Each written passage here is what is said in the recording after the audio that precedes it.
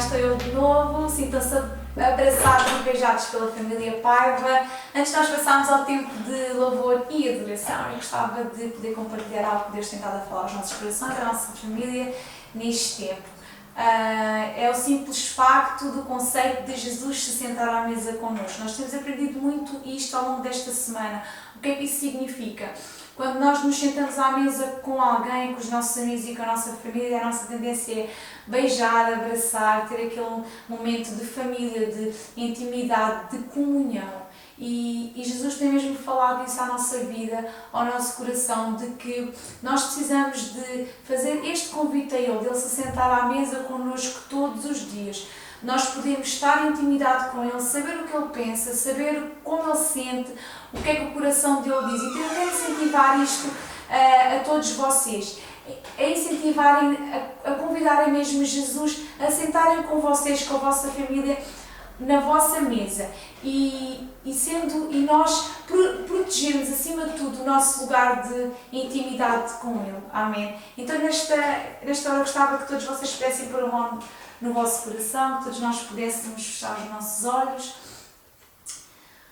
e que nós pudéssemos abençoar este tempo. Deus, no nome de Jesus, eu abençoo cada pessoa nesta manhã que nos está a ver. Eu abençoo, Deus, e trago a Tua paz acima de tudo.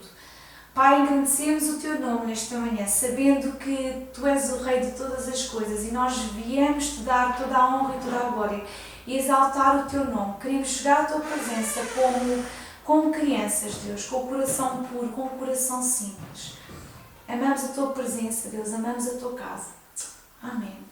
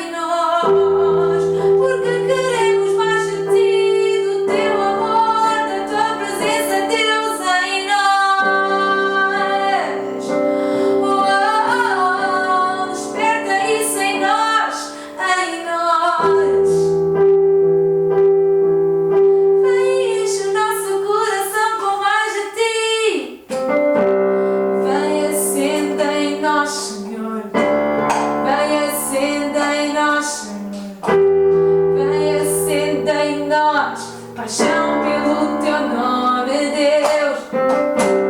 Vem acenda em nós, Senhor. Vem acenda em nós, Senhor. Vem acenda em nós, paixão pelo teu nome. Vem acenda em nós, Senhor. Vem acenda em nós, Senhor. Vem acenda em nós, paixão pelo teu nome, Deus.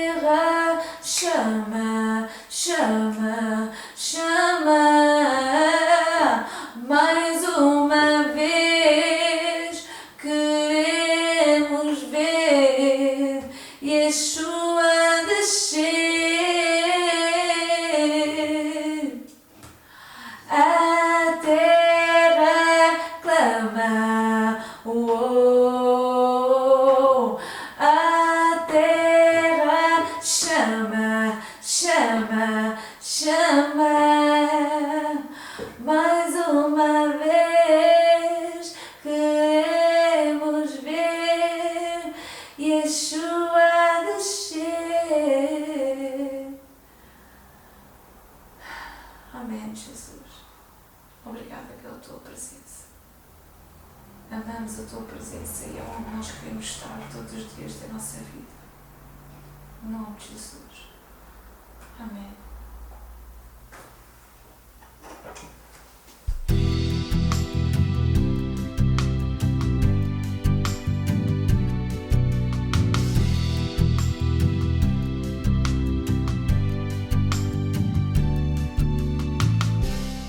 Muito bom dia, Igreja. Os dados que passaram há pouco foram os dados bancários da Igreja Logos para ter acesso a fazer as vossas ofertas, os vossos dízimos, através da conta bancária da Logos, com a transferência bancária ou através da MBWay. Por favor, contribui com as vossas ofertas e os vossos dízimos para ajudar-nos a construir a Igreja Logos e implementar o reino de Deus aqui nesta cidade e nesta nação. Hoje nós vamos iniciar um novo mês em que nós vamos estar a falar acerca do facto que todos nós, todo o mundo precisa de um Salvador. E hoje nós vamos falar em uma parte específica desse tema em que nós vamos estar a falar acerca da eternidade. Quando nós vemos a história de Jesus, nesta altura, nós estamos a celebrar a sua morte e a sua ressurreição, a Páscoa, não é? A semana antecede a Páscoa é a semana em que Jesus entra em Jerusalém, em que há aquela entrada triunfal, em que ele é proclamado, é aclamado como o rei de Israel, é Hosana, Hosana, o filho de David, novo rei de Israel. Logo de seguida, algumas pessoas influentes, algumas pessoas da Grécia, uns judeus que estavam a viver na Grécia, que tinham alguma influência, chegam ao pé dos seus discípulos e dizem: nós queremos ter uma audiência com este novo rei, nós queremos ter uma audiência com Jesus. Talvez esses homens, eles queriam exaltá-lo ainda mais, queriam trazer a sua fama, a sua influência para a Grécia, o centro da influência do mundo. Talvez eles queriam elevar Jesus ainda mais e trazer o seu ministério internacional. Mas Jesus tinha um outro propósito. Ele tinha um outro plano. Ele tinha um plano e um propósito eterno. Um plano e um propósito para cumprir a vontade do Pai na terra. E nós vamos falar um pouco acerca dessa perspectiva, esse propósito de vida hoje. E nós podemos ter uma perspectiva de vida, uma perspectiva somente para o nosso tempo que nós estamos aqui a viver na Terra. É que se nós temos essa perspectiva de vida, o que vai acontecer é que nós vamos gerir a nossa vida de uma forma de autossatisfazer as nossas necessidades e os nossos quereres e as nossas vontades. Isso é uma forma de viver e muitos vivem assim.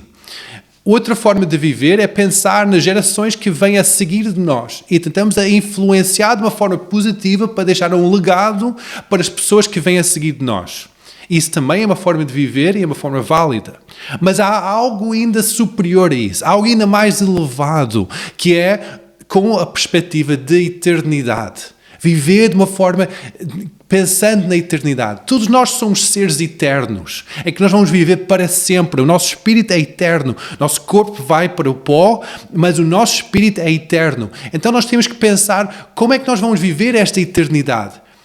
Onde é que nós vamos viver esta eternidade? Ou vamos viver a eternidade com o Senhor na glória, ou vamos viver a eternidade longe do Senhor, em inferno, em tormenta eterna. Há só duas realidades desta eternidade. Então, como é que nós podemos escolher uma destas realidades? Ao longo do tempo é que nós vivemos neste mundo, nós podemos escolher, nós podemos optar por viver com Deus na glória ou no inferno, numa perdição eterna, num sofrimento eterno.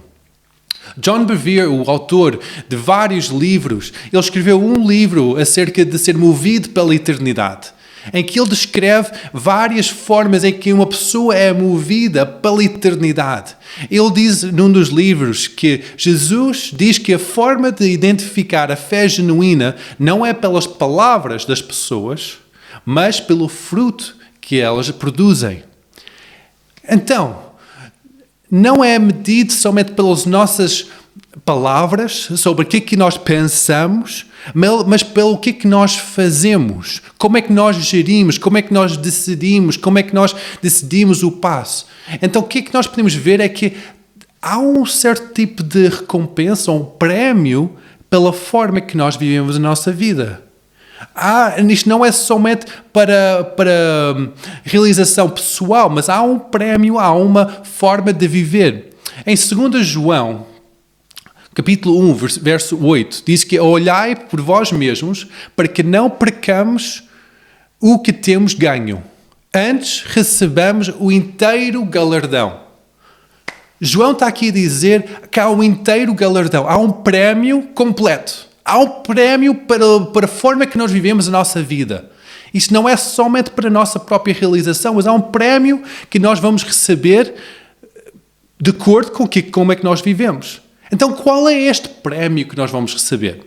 Em 1 Coríntios 9, 24, diz que não sabeis vós, os que correm num estádio, todos na verdade correm, mas um só leva o prémio. Correi de tal maneira em que o alcanceis. Então, todos nós estamos nesta corrida. Todos nós estamos nesta corrida da vida.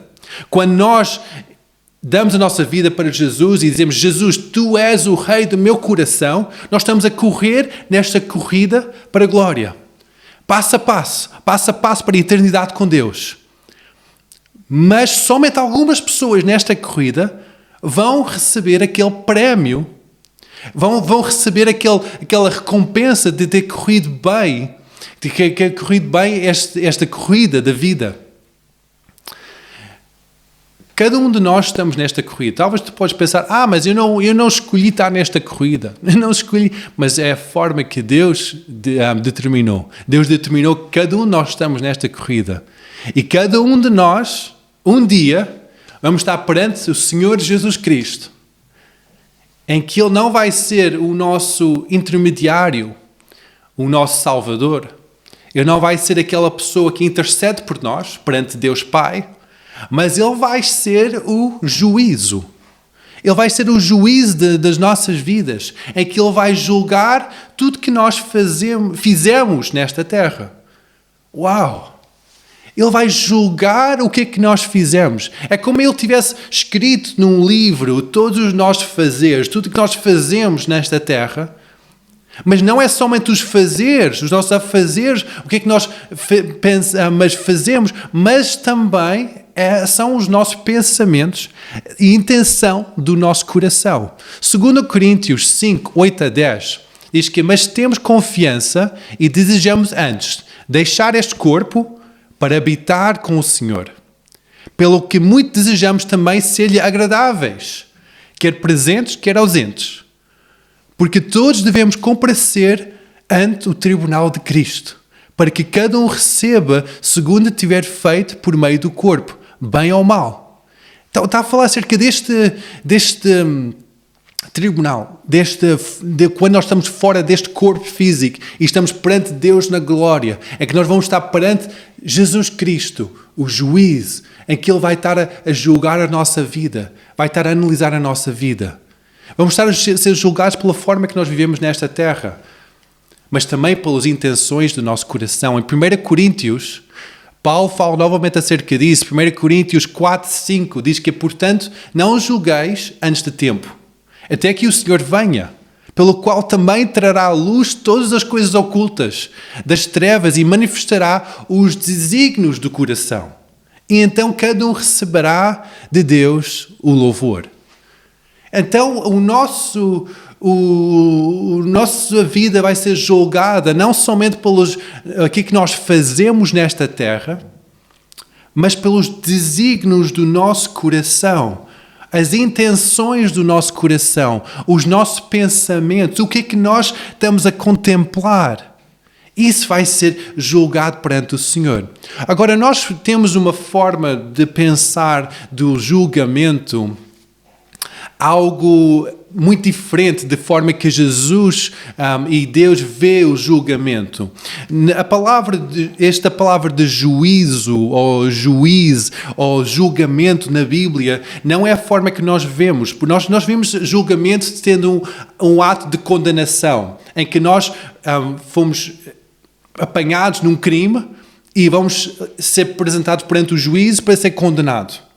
Mas a forma original desta palavra é uma palavra grega que diz krema. Krema tem uma outra intuição, outra intenção por trás, que tem essa intenção de, é uma decisão, mas é uma decisão resultando de uma investigação. Então é uma decisão que resulta de uma investigação. Então, se nós pomos isso à luz daquilo que a palavra que está aqui a dizer, que a nossa vida vai ser julgado, em que todas as nossas ações e nosso coração vai ser julgado, então vai ser apresentado perante o Senhor as nossas ações, a nossa vida, o livro da nossa vida vai ser aberto, e de acordo com isto vai haver uma investigação, vai haver um buscar, e depois vai haver uma decisão. De acordo com as decisões que nós podemos tomar ao longo da nossa vida, pode haver essas recompensas ou consequências. Nós não vamos ser julgados de acordo com o nosso pecado. Porque o pecado foi levado sobre Jesus na cruz do Calvário. Ele levou todos os nossos pecados e cancelou todo o pecado. Então, não é o nosso pecado que vai ser julgado, mas é a forma que nós vivemos a nossa vida. Se é com uma perspectiva de eternidade, cumprindo o propósito de Deus na nossa vida, ou se é uma forma somente fútil, uma forma egoísta que nós vivemos só para cumprimento dos nossos próprios desejos. E há uma recompensa completa e há uma recompensa incompleta. Nós podemos dizer que a recompensa completa é recebermos aquela coroa da vida, é recebermos aquela coroa, aquela bênção de Deus, aquele favor de Deus.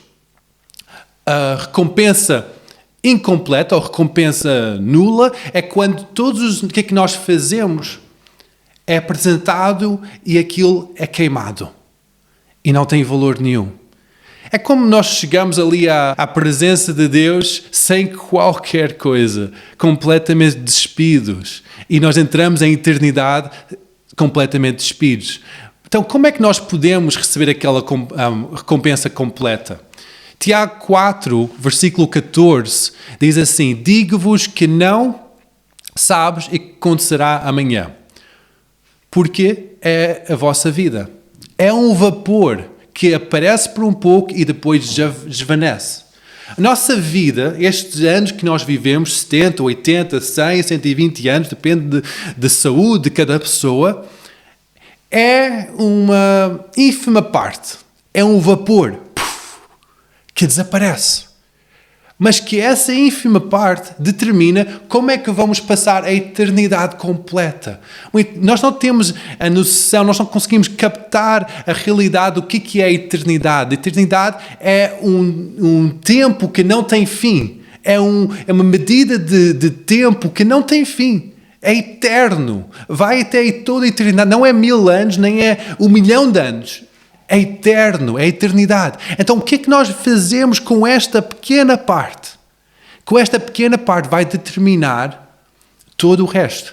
E esta pequena parte passa tão rapidamente. Então, como é que nós vamos viver agora? Como é que vamos viver uma vida com propósito? Há 2 áreas em que nós vamos ser examinados perante este trono de Deus, perante este julgamento eterno. Primeiro é o nosso envolvimento em construir o reino de Deus. Várias vezes na Bíblia fala acerca da nossa vida, nós somos construtores. Jesus é o construtor e nós também somos construtores. O próprio Paulo foi um construtor do reino de Deus, em que sobre a sua construção outras pessoas construíram também. Então há 2 formas em que nós somos examinados. Primeiro é a forma que nós construímos o reino de Deus. O reino de Deus, a igreja, o reino global de Deus. E depois há o nosso envolvimento em construir pessoas individuais. Como é que nós edificamos pessoas. Essas 2 formas são formas em que nós vamos ser julgados, vamos ser classificados, não é bem classificados, mas vamos ser vistos, que a nossa vida vai ser examinada perante Deus. E vamos ver como é que Paulo lançou esse fundamento de construção e como é que ele constrói outras vidas e como é que ele constrói o reino de Deus. Em 1 Coríntios 3, versículo 10, diz assim: segundo a graça de Deus que me foi dada, pus eu, como sábio arquiteto, isto é Paulo, o sábio arquiteto, o fundamento, e o outro edifica sobre ele. Mas vejo que cada um como edifica sobre ele. Porque ninguém pode pôr um outro fundamento, além do que já está posto, o qual Jesus Cristo. Se alguém sobre este fundamento formar um edifício de ouro, prata ou pedras preciosas, madeira, ferro ou palha, cada obra será manifesta, na verdade, no dia, este é o dia do juízo, e declarará, porque pelo fogo será descoberto, e o fogo provará a cada obra, a cada um. Se a obra de alguém edificar a casa for permanecer, esse receberá o galardão. Se a obra de alguém se queimar, sofrerá o detrimento, mas tal será salvo, todavia, pelo fogo. Então, isto está aqui a falar acerca dos cristãos. Não está a falar acerca de pessoas que não são cristãos. Está a falar acerca de pessoas que conhecem Jesus. Mas que há pessoas que constroem esta casa com ouro, com prata, com coisas sólidas. E essa casa, quando vem o fogo, não vai ser consumida. Mas outras pessoas constroem a sua casa ou a sua vida com palha, com madeira, e essas coisas vão ser consumadas. Quando passa o fogo da provação, o fogo do juízo. As coisas que nós pensamos que são coisas boas, talvez não são as coisas ótimas, as coisas excelentes. Quando nós pensamos que há certas coisas que são boas para as nossas vidas, talvez não são aquelas coisas que Deus vê como as coisas de ouro, as coisas excelentes da nossa vida. E são essas coisas em que essas coisas vão ser consumidas pelo fogo de Deus. Jesus sabia que ele tinha um certo propósito quando estava na terra. O Pai revelou aquele propósito quando Jesus buscava entender aquele propósito. Jesus passava horas, noites inteiras com Deus Pai, a perguntar qual é que era o propósito daquele dia, qual é que era o propósito daquele momento, o que é que ele devia fazer, onde é que ele devia andar, onde é que ele devia ministrar. E ele cumpria esse propósito na íntegra. Tal como nós temos que saber qual é que é o propósito que Deus tem para as nossas vidas. Nós temos que buscar aquilo para que podemos cumprir aquele propósito. Em João 17,4, Jesus fala acerca desta busca e diz que eu glorifiquei-te, Pai, na terra, tendo consumado a obra que me deste para fazer. Ele estava tranquilo, ele estava em paz, porque ele tinha consumado a obra que Deus Pai tinha-lhe dado. Todos nós estamos nesta corrida, mas somente alguns vão receber aquele prémio, aquela coroa de ter cumprido o propósito de Deus nas suas vidas. Segundo Timóteo 4:7, o apóstolo Paulo encoraja o seu discípulo a dizer: combati o bom combate, acabei a carreira, guardei a fé. Desde agora a coroa da justiça me está guardada, a qual o Senhor, o justo juiz, me dará naquele dia, no dia final. E não somente a mim, mas a todos os que amaram a sua vida. Então, Paulo está aqui a dizer que eu cumpri, eu corri, eu combati, e agora eu vou receber aquela coroa de justiça de Jesus Cristo, o meu juiz. Ele estava em paz. Deus preparou para cada um de nós obras para nós fazermos, formas de nós vivemos, propósito de vida. Ele preparou isso antes da fundação do tempo, do mundo, para cada um de nós cumprirmos este propósito, estes desígnios. Em Efésios 2:10, diz assim que porque somos feitura sua, cada um de nós somos feitura sua, criados em Cristo Jesus, para as boas obras, as quais Deus preparou que andássemos nelas. Então nós estamos em Cristo Jesus, salvos em Cristo Jesus, para cumprir as boas obras que Deus Pai preparou para nós. Tal como Deus Pai preparou para Jesus, Deus Pai preparou para ti e para mim, boas obras para nós cumprirmos. Deus sabe cada momento, Ele conhece-nos desde o nosso interior, sabe cada um dos nossos dias, cada um dos nossos cabelos, cada momento das nossas vidas. E o salmista fala desta percepção de Deus, de como é que Deus nos conhece, em Salmos 139, em que fala como Deus nos conhece desde o nosso interior. Em Salmos 139, 16, diz assim que os teus olhos viram o meu corpo ainda informe, e no teu livro todas estas coisas foram escritas, as quais iam sendo dia a dia formadas, quem nem ainda uma delas havia. Incrível! Deus conhece cada um dos nossos dias, cada momento, e Ele declarou um propósito para cada um desses momentos, ainda antes de nós existirmos. E depois Ele registra isto tudo no livro que Ele tem das nossas vidas. Imaginem isso, Deus tem um livro de tua vida, em que de uma página escreve os propósitos que Ele tem para ti, e na outra página escreve o que realmente tu estás a fazer com a tua vida. Há este balanço, há esta comparação. Também em Eclesiastes fala acerca disso, em que Eclesiastes 3, versículo 14 e 15, que diz que eu sei tudo quanto Deus faz durará eternamente, e nada lhe se lhe deve acrescentar e nada lhe deve tirar. Isso faz Deus para que haja temor diante dele. Essa é a soberania de Deus, que Ele é eterno e tudo que Ele faz dura eternamente. Nada pode ser acrescentado, nada se pode ser tirado, e por isso que haja temor diante do Senhor. Depois, no versículo 15, diz que o que é que já foi e o que há de ser também já foi. E Deus pede conta do que passou. Então, há esta escolha da nossa parte de cumprir o propósito de Deus ou não cumprir e fazer a nossa própria vontade. E Deus vai julgar, Ele vai analisar todas essas escolhas, tudo que já passou das nossas vidas. Seremos julgados de acordo com aquilo que nós fomos chamados a fazer, o propósito da nossa vida, como nós cumprimos esse propósito.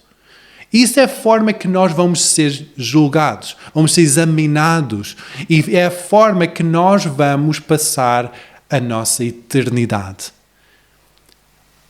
Agora, tu talvez estás aqui a ver esta mensagem e talvez no teu coração tu estás a perguntar, mas será que eu vou viver a eternidade com Deus na glória? Será que a minha vida está segura nele? Ou será que eu vou viver para a eternidade no inferno, longe de Deus?